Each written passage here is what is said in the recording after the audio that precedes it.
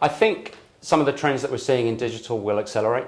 I think, for example, customers will take charge of their own information about them from both financial services and from other industries.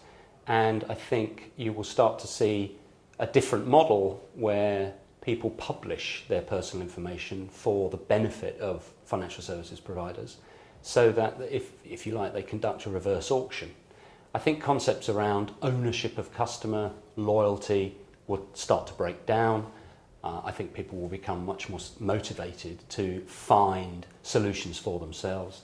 I think they will start to take advice from potentially even people they don't know, in the same way that they take advice on hotels and travel and airlines today. I think you will start to see people much more in control, with much higher expectations about the speed at which transactions occur. So I think you will find the sales cycle severely compressed from weeks today to potentially hours. I mean, clearly the regulator will still require you to know your customer, but already you're seeing digital providers making that whole process much quicker. And so whilst there will still be some constraints over how you transact in a digital world, I think it will be much quicker. I think it will be much more transactional, and I think providers will have to differentiate based on what customers actually want, rather than some clever idea that they've just invented.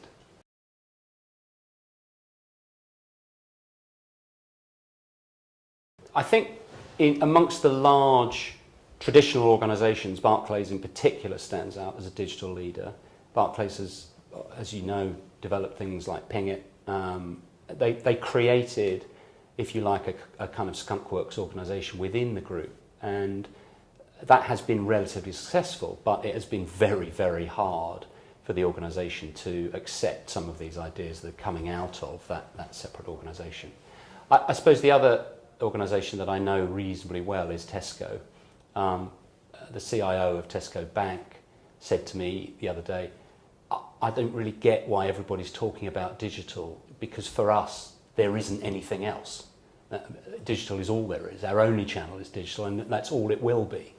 So there are organisations thinking in very different ways about how they engage customers and how they use a digital world to be successful.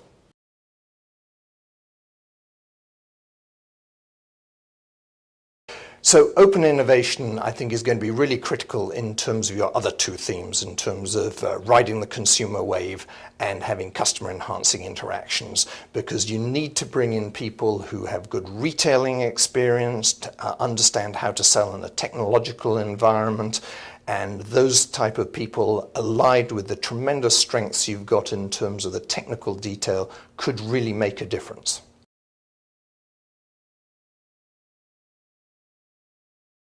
So I think it's really important here to not develop digital in the traditional manner. And what you need to do is test and learn, succeed or fail quickly, not a big investment, more of a sort of R&D type approach. And in order to do that, I think increasingly I see companies having innovation incubators where they're getting people together with diverse skills and developing these innovative solutions. And many of them will fail, but it's easier if they fail if they're low cost rather than being part of the mothership, as it were.